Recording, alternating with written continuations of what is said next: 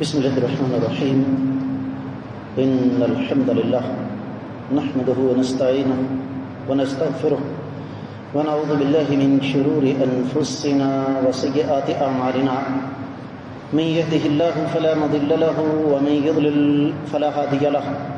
وأشهد أن لا إله إلا الله وحده لا شريك له وأشهد أن محمدا عبده ورسوله. يا أيها الذين آمنوا اتقوا الله حق تقاته ولا تموتن إلا وأنتم مسلمون.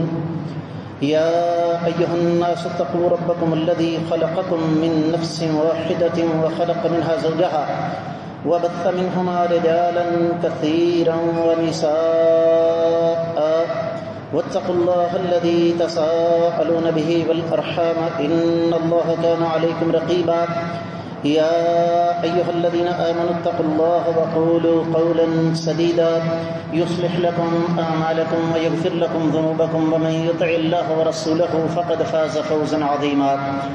أما بعد فإن خير الحديث كتاب الله وخير الهدي هدي محمد صلى الله عليه وسلم وشر الأمور محدثاتها وكل محدثة بدعة وكل بدعة ضلالة وكل ضلالة في النار.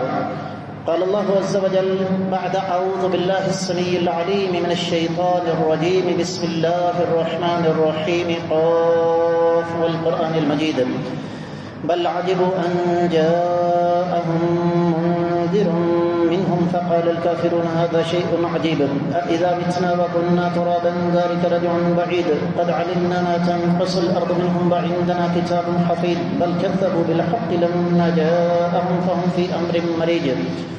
أفلم ينظروا إلى السماء فوقهم كيف بنيناها وزيناها وما لها من فروج والأرض مددناها وألقينا فيها رواسي وأنبتنا فيها من كل زوج بهيج تبصرة وذكرى لكل عبد منيب ونزلنا من السماء ماء فأنبتنا به جنات وحب الحصيد والنخل باسقات لها طلع نضيد رزقا للعباد وأحيينا به بلدة ميتا كذلك الخروج كذبت قبلهم قوم نوح وأصحاب الرس وثمود وعاد وفرعون وإخوان لوط وأصحاب الأيكة وقوم تبع كل كذب الرسل فحق وعيد أفعينا بالخلق الأول بل هم في لبس من خلق جديد ولقد خلقنا الإنسان ونعلم ما توسوس به نفسه ونحن أقرب إليه من حبل الوريد إذ يتلقى المتلقيان عن اليمين وعن الشمال قعيد ما يلفظ من قول إلا لديه رقيب عتيد وجاءت سكرة الموت بالحق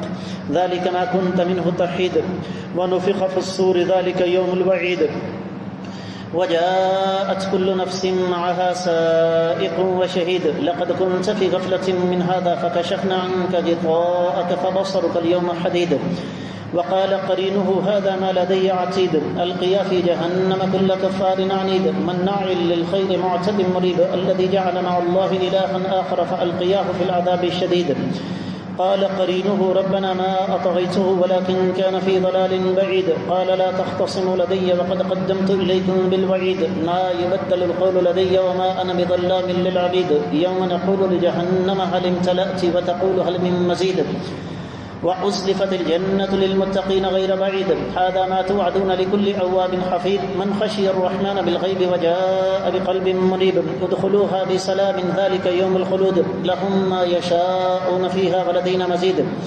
وكم أهلكنا قبلهم من قرن هم أشد منهم بطشا فنقبوا في البلاد هل من محيص إن في ذلك لذكرى لمن كان له قلب أو ألقى السمع وهو شهيد ولقد خلقنا السماوات والأرض وما بينهما في 6 أيام وما مسنا من لغوب فاصبر على ما يقولون وسبح بحمد ربك قبل طلوع الشمس وقبل الغروب ومن الليل فسبحه وأدبار السجود واستمع يوم ينادي المناد من مكان قريب يوم يسمعون الصيحة بالحق ذلك يوم الخروج إنا نحن نحيي ونميت وإلينا المصير يوم تشقق الأرض عنهم سراعا ذلك حشر علينا يسير نحن أعلم بما يقولون وما أنت عليهم بجبار فذكر بالقرآن من يخاف وعيد.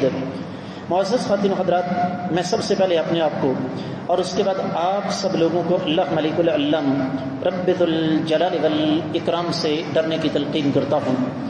اور جو انسان اللہ تعالیٰ سے ڈر جاتا ہے رب کائنات جو انعامات اسے عطا فرماتے ہیں ان میں سے ایک یہ بھی ہے کہ وہ انسان حق بات کو فوری طور پر قبول کر لیتا ہے۔ اللہ تعالیٰ کا فضل، اس ذات بابرکات کا کرم، آج 3 محرم 1448 ہجری، دوسری طرف 19 جون 2026 عیسوی، اور ہمارا آج کا موضوع کائنات کے امام محمد الرسول اللہ صلی اللہ علیہ وآلہ وسلم کی 7 سنہری وصیتیں۔ آگے بڑھنے سے پہلے میں ایک چیز آپ کو بتا دوں، میں نے یہاں پر یہ نہیں کہا کہ نبی علیہ الصلوۃ والسلام کی 7 نصیحتیں، اس لیے کہ جو حدیث آج ہمارا موضوع ہے اس میں الفاظ ہی وصیت کے ہیں، اور آپ کو پتہ ہونا چاہیے کہ وصیت اور نصیحت میں بڑا فرق ہے۔ نصیحت کسی کو کوئی بات سمجھانا، لیکن وصیت وہ ہدایات ہیں جن کا تعلق انسان کی موت کے بعد کے ساتھ ہوتا ہے اور وہ اپنی زندگی میں کر جاتا ہے۔ سب سے پہلے میں یہ چاہوں گا کہ آپ کو حدیث مبارکہ کا حوالہ دے دوں تاکہ کسی قسم کا کوئی ابہام نہ رہے۔ حدیث کی بہت ساری کتابوں میں یہ روایت موجود ہے، جن میں سر فہرست مسند احمد بن حنبل 21415 حدیث ہے۔ مسند احمد بن حنبل میں ابواب نہیں ہیں، کتابیں نہیں ہیں کہ میں آپ کو بتا دوں کہ مسند احمد بن حنبل کا فلاں باب کھولیں۔ مسند احمد بن حنبل کا حوالہ 2 طریقے سے دیا جاتا ہے۔ دارالمعرفہ کا پرانا طبع ہے، کئی سال پرانا، بلکہ کئی دہائیاں پرانا، اس کی 6 جلدیں ہیں، یا پھر رقم الحدیث، حدیث کا نمبر، اس سے حدیث تلاش کی جا سکتی ہے۔ یہی روایت امام بہقی نے شعب الایمان میں نقل فرمائی 3156۔ یہی روایت شیخ البانی رحمۃ اللہ علیہ صحیح الترغیب والترہیب میں لے کر آئے 811۔ یہی روایت امام ابن حبان اپنی صحیح میں لے کر آئے 449۔ یہی روایت امام طبرانی اپنی معجم الاوسط میں لے کر آئے 7739 میں۔ سند کے اعتبار سے یہ روایت بالکل صحیح ہے۔ حدیث کے راوی نبی علیہ الصلوۃ والسلام کے درویش صحابی، نام نامی اسم گرامی سیدنا ابو ذر غفاری رضی اللہ تعالیٰ عنہ، جن کا تعارف لمبا چوڑا کروانے کی ضرورت نہیں ہے۔ مکی زندگی میں مسلمان ہوئے، جب اسلام قبول کیا، جوش تھا، جذبہ تھا، ولولہ تھا، تو فوری طور پر آقا علیہ الصلوۃ والسلام سے کہنے لگے میں تو جا کر اعلانیہ اسلام کے بارے میں لوگوں کو بتاؤں گا۔ کہا ابو ذر ابھی اعلانیہ بتانے کا وقت نہیں آیا۔ کہا جی وقت کو کون دیکھتا ہے؟ اللہ کا نام لیا، مکہ کی گلی میں سر عام جا کر کہنے لگے اشہد ان لا الہ الا اللہ وحدہ لا شریک لہ واشہد ان محمدا عبدہ ورسولہ۔ انہیں اس بات کا اندازہ نہیں تھا کہ یہ الفاظ کہنا نہ صرف یہ کہ آج کے دور میں بلکہ ہر دور میں جرم عظیم ہے۔ نتیجہ اہل مکہ ٹوٹ پڑے، مارنا شروع کر دیا۔ انہی میں سے کسی نے کہا ظالموں کس کو مار رہے ہو؟ اس کا تعلق بنو غفار قبیلہ سے ہے، اور بنو غفار قبیلہ تمہارے تجارتی راستے میں پڑتا ہے۔ یاد رکھو اگر یہ بندہ دنیا سے چلا گیا تو اس کے قبیلے والے تمہارا راستہ بند کر دیں گے، تمہیں تجارت کے نام پر 1 پیسہ بھی کہیں سے نہیں ملے گا۔ گورے چٹے جوان تھے، بڑا معروف واقعہ ہے، صحیح بخاری میں ان کا سیدنا بلال حبشی رضی اللہ تعالیٰ عنہ کے ساتھ جو جھگڑا ہوا تھا، میں اس طرف نہیں جاتا، فرماتے ہیں اوصانی خلیلی بسبع، کیا پیارے الفاظ ہیں. کہا میرے خلیل امام الانبیاء محمد الرسول اللہ صلی اللہ علیہ وسلم نے مجھے 7 وصیتیں فرمائیں. یہ نہیں فرمایا کہ 7 نصیحتیں، کیا فرمایا جی 7 وصیتیں. کیا مطلب؟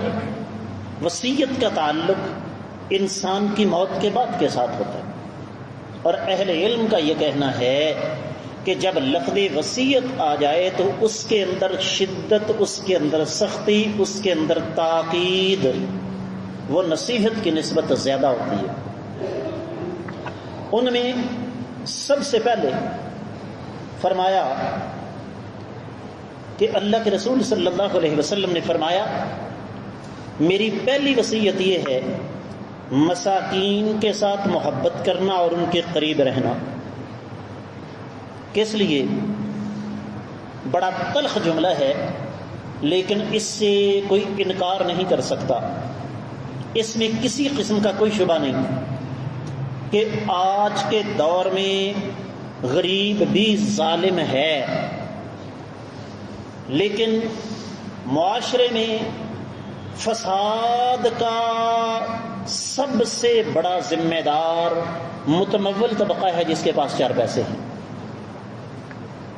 میں اس سے انکار نہیں کرتا کہ اللہ نے بڑے بڑے دولت مند پیدا فرمائے جن کے دل میں اللہ تعالیٰ کا ڈر، اللہ کا خوف بہت زیادہ ہے، لیکن اکثریت کی صورتحال یہ ہے کہ وہ معاشرے میں فساد کا سبب بنتے ہیں. کیوں؟ ہماری اکثریت کی سوچ یہ ہے کہ ایک دروازے سے دولت آئے، دوسرے دروازے سے دین رخصت ہو جائے. دولت کا مطلب دین کی مخالفت کا لائسنس مل جانا ہے. یہی وجہ ہے کہ آپ اسلام کا جو ابتدائی زمانہ تھا اس کا جائزہ لیں. آپ کو معدود چند نام ملیں گے جن کے پاس 4 پیسے تھے.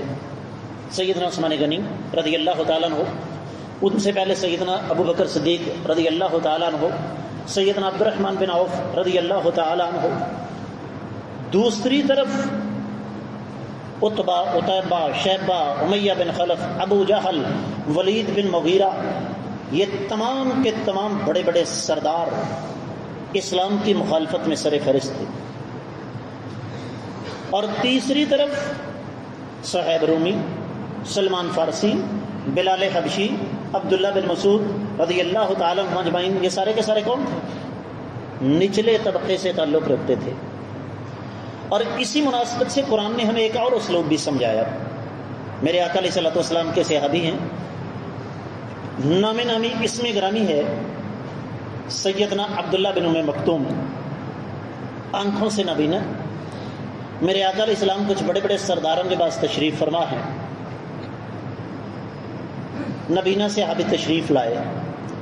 میرے آقا علیہ الصلوۃ والسلام نے زبان سے ناگواری کا اظہار نہیں کیا لیکن چہرے سے ناگواری کا اظہار کیا.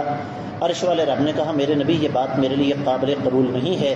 قرآن آ گیا، بسم اللہ الرحمن الرحیم، عبس وتولی ان جاءہ الاعمی. ماتھے پہ تیوڑی چڑھائی، برا محسوس کیا کہ ایک نبینا آ گیا ہے. وما یدریک لعلہ یزکا، اے نبی صلی اللہ علیہ وسلم آپ کو کیا پتا کہ وہ کس قدر متقی اور پرہیزگار انسان ہے. تو آقا علیہ السلام کی پہلی وصیت کیا ہے؟ پیسہ، دولت، شہرت، ان چیزوں کو مت دیکھو. حب المساکین والدنو منہم، مسکینوں کے ساتھ محبت کرو اور ان کے قریب رہو. میرے آقا علیہ الصلوۃ والسلام کی حدیث مبارکہ ہے، اللہم احینی مسکینا وامیتنی مسکینا واحشرنی فی زمرۃ المساکین. یا اللہ مجھے زندہ رکھنا تو مسکینی کی حالت میں، موت آئے تو مسکینی کی حالت میں، اور قیامت والے دن اگر میرا حشر ہو تو وہ بھی مسکینوں کے ساتھ. ہمارے یہاں اصول الٹا ہے. آپ کو پتہ ہونا چاہیے، کسی نے ایک آدمی سے پوچھا تمہارا کوئی غریب رشتہ دار ہے؟ کہتا ہے ہوگا لیکن میں اسے نہیں جانتا. کہتا ہے کوئی امیر رشتہ دار ہے؟ کہتا ہے ہوگا لیکن وہ مجھے نہیں جانتا۔ اس موضوع کا انتخاب کرنے کی آج وجہ بھی یہی ہے کہ یہ موضوع نہیں، میرے اکثر بیشتر موضوعات آئینہ ہوتے ہیں جس میں میں اور آپ اپنا چہرہ دیکھتے ہیں۔ اللہ کے نبی صلی اللہ علیہ وآلہ وسلم نے زندگی بھر فقراء مساکین کے ساتھ اپنا اٹھنا بیٹھنا رکھا ہے۔ کس وجہ سے؟ تاکہ قیامت تک کی آنے والی انسانیت کو پتہ چل جائے کہ نبی رحمت صلی اللہ علیہ وسلم فقراء اور مساکین کے بھی نبی تھے۔ ایک ایک وصیت طوالت مانگتی ہے لیکن میں نے آگے بڑھنا ہے۔ دوسری وصیت یہ فرمایا ہمیشہ اپنے سے کمزور کو دیکھنا، اپنے سے اوپر والے کو مت دیکھنا۔ حدیث مبارکہ ہے، فرمایا انظر الی من هو اسفل منکم ولکن لا تنظروا الی من هو اعلی منکم۔ ہمیشہ اپنے سے کمزور کو دیکھو، اپنے سے طاقتور کو مت دیکھنا، ورنہ تمہیں اللہ کی نعمتوں کی بے قدری ہوگی۔ یہ جو آج ہر وقت رونا روتے رہتے ہیں، وہ باجی مر گئے، ککھ کنڈا بھی نہیں۔ اللہ کی ہر نعمت ہونے کے باوجود جو انسان اس قسم کے الفاظ کہتا ہے اس نے اللہ کے نبی صلی اللہ علیہ وسلم کی حدیث کو پڑھا نہیں، سیکھا نہیں، سمجھا نہیں۔ اور میرے آقا علیہ السلام کی یہ حدیث عام ہے، اس کا مطلب صرف مال نہیں۔ ایک انسان کہتا ہے استاد جی مار دیا مجھے دکھوں نے، غم صدمے اتنے زیادہ کہ آپ سوچ بھی نہیں سکتے۔ تو میں کہتا ہوں، اس سے ایک سوال کرتا ہوں، میں کہتا ہوں ذرا اپنے عزیزوں میں، رشتہ داروں میں، محلے میں، برادری میں، اپنے دیہات میں، اپنے ارد گرد نظر دوڑاؤ، کیا تم سے زیادہ دکھی کوئی ہے یا کہ نہیں؟ کہتا جی بہت سارے ہیں۔ میں نے کہا اللہ تعالیٰ کا شکر ادا کرو۔ یاد رکھیے، کسی کا منہ لال تھا، اپنا تھپڑ مار مار کے کر لیا، یہ سلسلہ غیر مسلموں کے اندر تو موجود ہے۔ مسلمان کبھی اس طرف نہیں جاتا، مسلمان ہر حال میں اللہ کا شکر ادا کرتا ہے۔ اپنے سے کمزور کو دیکھنے سے دل کے اندر شکر کے جذبات پیدا ہوتے ہیں۔ میرے آقا علیہ الصلوۃ والسلام کی تیسری وصیت، اور یہ دوسری وصیت کے حوالے سے ایک چیز کی اور میں وضاحت کر دوں، کوئی غلط فہمی کا شکار نہ رہے۔ یہ جو اپنے سے کمزور کو دیکھنا ہے نا، اس کا تعلق دنیاوی معاملات کے ساتھ ہے، آخرت کے ساتھ نہیں۔ اگر عبادات کی باری آ جائے، نیکی کی باری آ جائے، تو قرآن نے اس کے لیے بھی ہمیں ایک اصول بتایا، وہ کیا ہے؟ فاستبقوا الخیرات۔ نیکی کے کاموں میں ایک دوسرے سے آگے بڑھنے کی کوشش کرو، نیکی کے کاموں میں ایک دوسرے کا مقابلہ کیا کرو۔ ہماری بدبختی دیکھیں، ہم نیکی کے معاملات میں اور بڑیاں نمایاں پڑھتا ویکھے ہیں، ہم نہ صرف یہ کہ بچاتے خود دین کی طرف نہیں آتے، بلکہ الٹا دین کی طرف آنے والوں کا مذاق اڑاتے ہیں، اور دن رات مرے جا رہے ہیں۔ میرے گونڈیاں نے تیسری منزل بنا لی، میں کیوں نہ پیچھے رہوں، حالانکہ ضرورت کوئی نہیں۔ اور خواتین بھی اس بات پر خصوصی توجہ فرمائیں، اس وقت گھروں کے بجٹ کا بیڑا غرق کرنے میں سب سے زیادہ کردار خواتین کا ہے، اور خواتین کے دو ہی مسئلے ہیں بھائی گلزار جی، پہننے کے لیے کپڑا نہیں اور کپڑا رکھنے کے لیے جگہ کوئی نہیں۔ وجہ اپنے سے کمزور کو نہیں دیکھنا۔ اور میرے پاس ایسے کیسز آتے ہیں، کہتے ہیں استاد جی دن رات محنت کر کر کے مرتا جا رہا ہوں، بی بی راضی نہیں ہوتی، کس لیے؟ اور میری بھن نو ویکھ، اور میری پھوپھی دی دھی نو ویکھ، اور میری ماسی دی دھی نو ویکھ۔ اور میں اس سے کہتا ہوں کہ کتنی بہنیں تیری؟ کہتی ہے 4۔ تو کہنے لگا ذرا اس کو بھی دیکھ لو، نہیں انہوں کا تو ویکھنا۔ وجہ تربیت نہیں ہے۔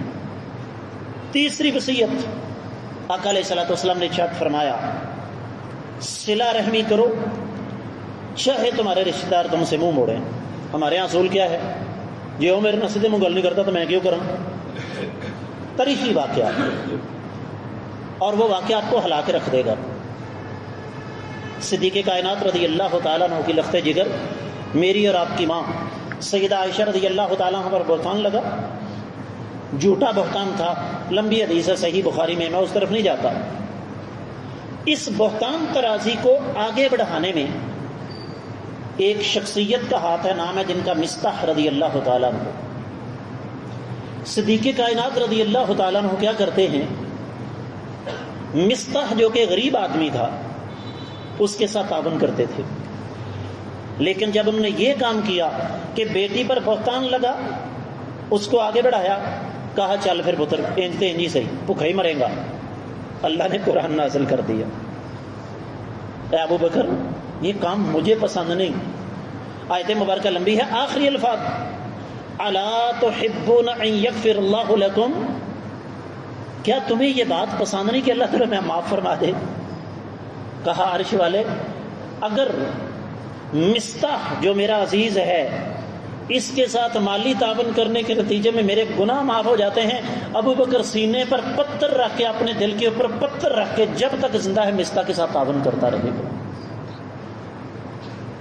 فَإِنْ آمَنُوا بِمِثْلِ مَا آمَنْتُمْ بِهِ فَقَدْ اهْتَدَوْا.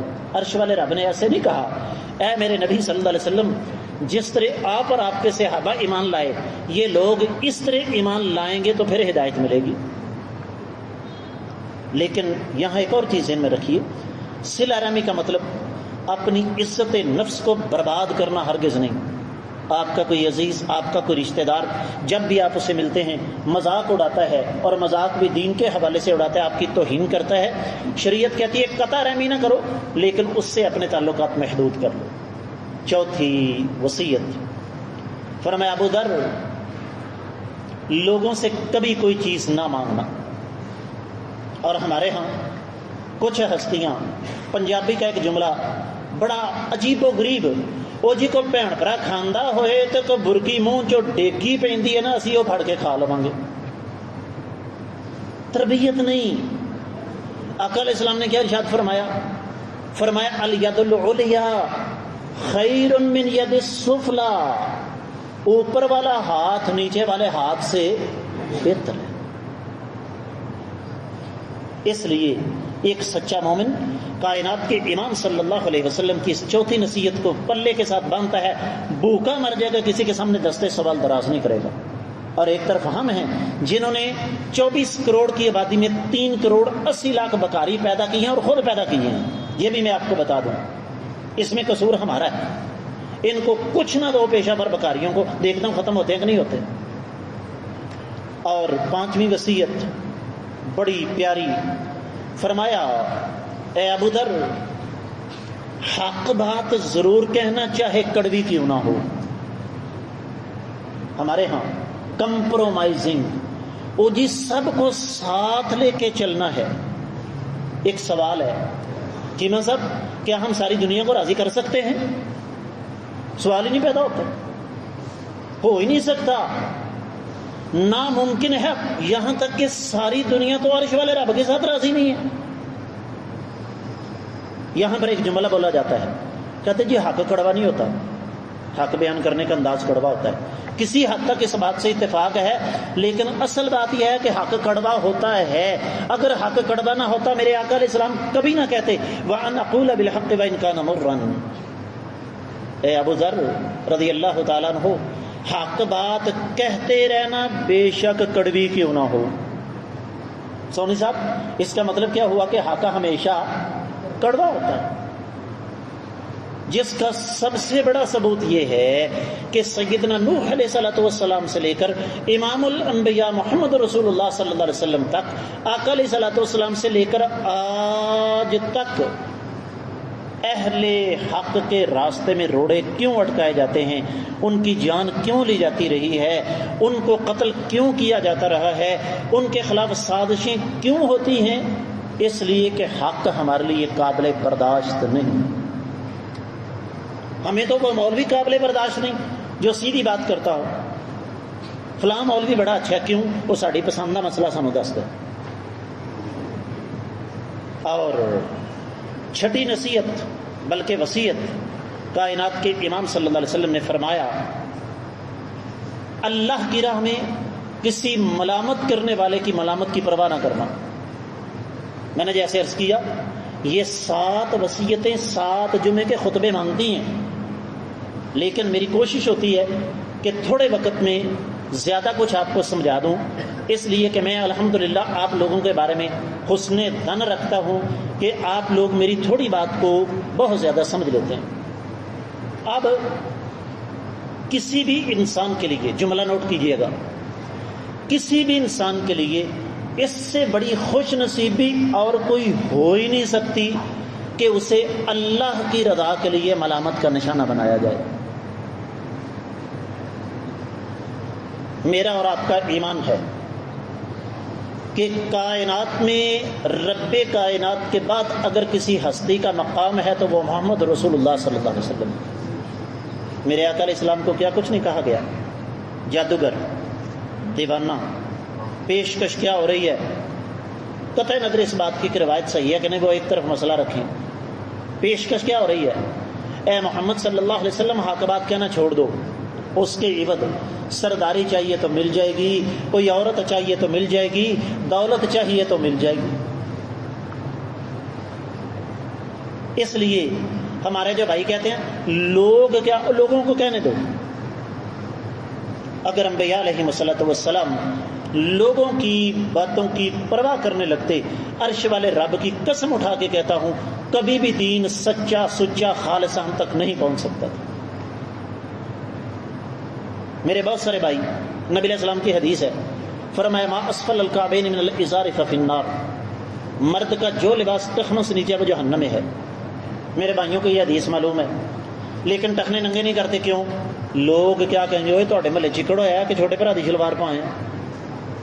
لوگوں کے ڈر سے اللہ کے دین کو تبدیل کر دینا، اللہ کے دین کا راستہ چھوڑ دینا. یاد رکھیے، جملہ نوٹ کیجیے گا پھر ایک دفعہ، جب آپ لوگوں کو راضی کر کے اللہ کو ناراض کریں گے، نہ لوگ راضی ہوں گے نہ اللہ راضی ہوگا. اور جب آپ اللہ کو راضی کرنے لگ جائیں گے، رب کائنات خود بھی راضی ہوں گے، لوگ بھی راضی ہونا شروع ہو جائیں گے. جس کا سب سے بڑا ثبوت کیا ہے؟ ایک آدمی کہتا ہے جاؤ جو ہوتا ہے کر لو. میں نے اپنے بیٹی کی شادی سادگی سے کرنی ہے. کیا خیال ہے جی؟ جس کو اللہ نے عقل فہم ادراک شعور دیا ہوا ہے وہ کہے گا تو کنجر پھنڈ کیوں نہیں نچائے، شرلیاں پٹاخے کیوں نہیں چھڑے، لائٹنگ کیوں نہیں کی تھی، مووی کیوں نہیں بنی؟ کوئی کہے گا اسے؟ خواتین توجہ فرمائیں، آپ کی طرف سے یہ خرابیاں زیادہ آتی ہیں. اور 7ویں اور آخری وصیت جو نبی علیہ الصلوۃ والسلام نے بیان فرمائی، کمال وصیت ہے یہ بھی. فرمایا کثرت کے ساتھ پڑھا کرو لا حول ولا قوت الا باللہ. کس لیے؟ فرمایا فإنها من کنز تحت العرش، یہ اللہ تعالیٰ کے عرش کے نیچے موجود خزانوں میں سے ایک خزانہ ہے. ہمیں کیا پتا کہ لا حول ولا قوت الا باللہ ہے کیا، اور چونکہ ہمیں پتہ نہیں لہذا پڑھتے نہیں. سنو، لا حول ولا قوت الا باللہ کا مطلب یہ ہے کہ الہ العالمین جب تک آپ کی توفیق نہ ہو میں کوئی نیکی نہیں کر سکتا. جب تک آپ کی توفیق نہ ہو میں کسی برائی سے، دوسرے لفظوں میں ایک اللہ کا بندہ اللہ کے سامنے اپنے آپ کو گرا دیتا ہے، یا اللہ میری کیا مجال، میری کیا اوقات، میری کیا حیثیت ہے، میں جو کچھ ہوں وہ صرف اور صرف آپ کی توفیق سے. 7 وصیتیں ایک بار پھر دہرا دیتا ہوں کیونکہ کم و بیش 5 منٹ باقی ہے. پہلی وصیت، مسکینوں کے ساتھ محبت کرو، ان کے قریب رہو. دوسری، ہمیشہ اپنے سے چھوٹے کو دیکھو، اپنے سے برتر کو مت دیکھو. تیسری، صلہ رحمی کا اہتمام کرو چاہے آپ سے منہ موڑا جائے. چوتھی، لوگوں سے بے پرواہ ہو جاؤ. 5ویں، ہمیشہ حق بات کہتے رہو چاہے وہ کڑوی کیوں نہ ہو. 6، جب دین کے راستے پر چلو تو کسی ملامت کرنے والے کی ملامت کی پرواہ نہ کرو، اور ساتویں ہمیشہ کیا پڑھتے رہو، لا حول ولا قوت الا باللہ۔ اللہ کی بارگاہ میں دعا ہے اللہ تعالیٰ ہمیں ان ساتوں وصیتوں پر عمل کرنے کی توفیق عطا فرمائے۔ وما علی الا البلاغ المبین۔